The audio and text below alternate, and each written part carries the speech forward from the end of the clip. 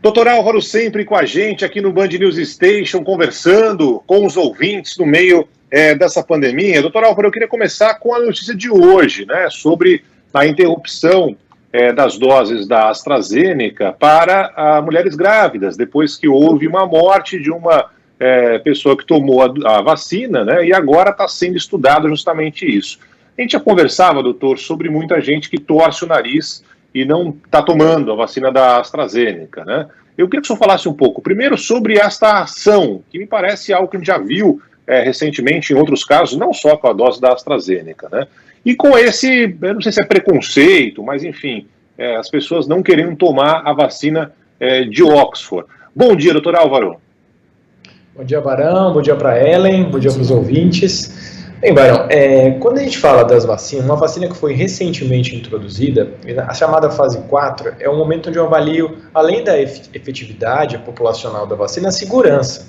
Então, toda vez que tem um evento adverso grave relacionado à administração da vacina, isso é reportado para agências regulatórias, no caso a Anvisa no nosso país, e se tem, do ponto de vista da agência regulatória, uma obrigação de investigar a causa do óbito que pode ter uma relação com a vacina. Então, no caso dessa gestante, foi um caso de óbito, a gente não sabe ainda mais detalhes sobre esse caso, pode ser que tenha a ver com evento trombótico, pode ser que não, e a gente tem que também lembrar que, às vezes, esse óbito não foi relacionado a vacina, mas a gente só vai saber isso, Barão, se você pegar o paciente, olhar o caso que aconteceu. A própria gestação, ela aumenta o risco de eventos trombóticos, então essa foi uma medida de cautela da Anvisa, né, com relação a esse evento. A gente tem que realmente, nesse momento agora, avaliar se teve uma relação direta com a vacina, a esse evento de óbito dessa gestante. E a gente tem outras tecnologias de vacina no Brasil no momento. A gente tem a vacina da Coronavac, temos a vacina da Pfizer. Então, nesse momento, a gente vai fazer outras tecnologias para gestantes, até que a gente tenha certeza que esse caso especificamente teve relação com a vacina. Então, de novo, não é para a população entender que a vacina da AstraZeneca tem um milhão de eventos graves, muitos casos de trombose. Na literatura, teve até uma publicação recente falando dos eventos trombóticos com a vacina da AstraZeneca, foram 9 a 10 casos publicados e com a frequência muito, muito pequena, geralmente em mulheres. Então, ainda a gente tem que entender qual é a magnitude disso. Até o momento, esses eventos são muito, muito, muito pequenos. É uma relação assim, de milhões de pessoas vacinadas para alguns eventos trombóticos. Então, cuidado para a gente não poder agora, nesse momento, falar que uma vacina não funciona, não ir tomar. A gente tem que entender que é uma vacina com uma segurança muito boa, só que nós vamos descobrir alguns eventos com uma frequência muito pequena. Doutor Álvaro, em relação à vacina de gestantes, a gente lembra que no Brasil, por exemplo, começou essa orientação depois que o número de casos de mulheres grávidas e mulheres que tiveram filho recentemente morreram pela Covid, esse número começou a dobrar em relação ao ano passado, né, mortas por Covid-19. Mas se falava desde então que, assim, era uma recomendação, mas não tinha testes ainda em gestantes. Tem vacinas que estão testando em gestantes? Que tipo, quais são essas vacinas? O que a gente sabe hoje sobre isso em geral, aí não só a Oxford da AstraZeneca? Ellen, os estudos de vacina de fase 3, eles não incluíram gestantes. Esse é um grande problema, porque a gente elas não foram incluídas nos ensaios de fase 3. Então, a gente sabe, como você colocou, da vulnerabilidade da gestação de evolução para forma grave de Covid, especialmente se for uma gestante com comorbidades. Então, é o pesar numa balança, né? A situação epidemiológica da doença no Brasil, né? A gravidade muitas vezes apresentada por essas gestantes. A gente tem um pouco de dúvida ainda, até porque essa mortalidade pode estar associada muito mais à ausência do cuidado, né? Pelo caos do sistema de saúde que a gente viveu no Brasil nas últimas semanas, mas propriamente existe uma vulnerabilidade na gestação, e na outra balança, a ausência de dados clínicos dos estudos com relação à segurança na gestação.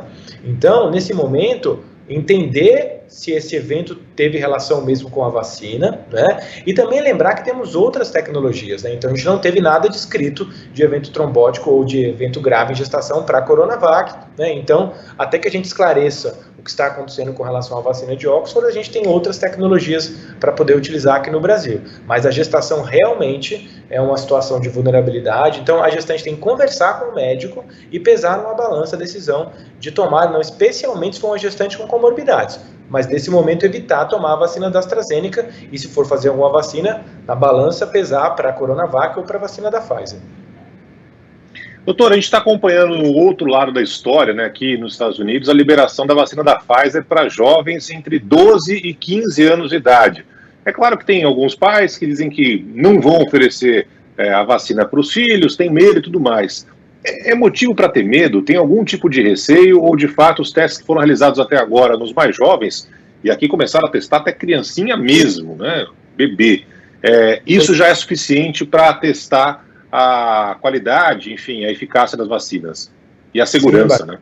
A Pfizer fez um estudo muito grande com 46 mil participantes, incluindo 2.300 adolescentes entre 12 e 15 anos, e o que se viu os dados que a vacina é segura e eficaz para esse grupo. Então a gente tem que lembrar na questão da volta às aulas, na questão de todo o prejuízo que a Covid-19 trouxe para o sistema educacional, das escolas fechadas, atividades remotas, e como isso realmente impactou o mundo. Então é uma ferramenta importante que, quando a gente tiver vacinado a população, os adultos, e ter essa tecnologia aprovada e com segurança, vai ser importante sim essa questão de retomada das atividades escolares, né? Então, essa vacina foi muito segura, teve praticamente, os únicos eventos que aconteceram foram algumas crianças que desmaiaram depois da vacina, mas foi algo muito mais relacionado ao medo de tomar a vacina do que qualquer outra coisa. E então, provavelmente, a gente vai ter aí disponível nos próximos meses tecnologias de vacina aprovadas para crianças, e como você falou, já tem outros estudos em faixa etária menor, e é importante o imunógeno, pensando nas voltas às aulas, a gente vacinar todas as crianças aí para diminuir a transmissibilidade. Doutor Álvaro, eu queria pegar um gancho dessa questão das crianças, porque ontem saiu um dado de um estudo da Fiocruz mostrando que é mais provável que os adultos transmitam coronavírus para as crianças do que o contrário, do que as crianças espalhem esse coronavírus. Isso é propriamente novo para a gente? O que isso corrobora, por exemplo, com uma volta às aulas? Muito bom, Ellen. Desde o começo da pandemia se estudava, e se estuda até hoje, a questão da transmissibilidade na Covid na pediatria dos adolescentes, para entender até a questão da volta às aulas. Então já tinham estudos estudos publicados no começo da pandemia, mostrando realmente que a criança, ela pegava do adulto do que transmitia. Só que eram estudos pequenos, ainda feitos num contexto da pandemia mais grave, e agora apareceram, esse estudo da Fiocruz realmente também mostrou, numa análise de dados de transmissibilidade, que realmente a criança ela pega muito mais do adulto do que realmente ela transmite a doença. Isso sim é uma ferramenta importante, junto com a imunização, para pensar em volta às aulas. Então, à medida que a gente vai construindo esse conhecimento, e as escolas vão fazendo os protocolos de retomada, a gente vai vacinando os professores, vai vacinando o corpo clínico da escola, e também vacinando as crianças, a gente consegue pensar numa retomada completa, claro, depois que tudo isso acontecer, das atividades escolares. Então, é uma informação importante nessa questão da volta às aulas e da gente pensar em prevenção nesse grupo específico.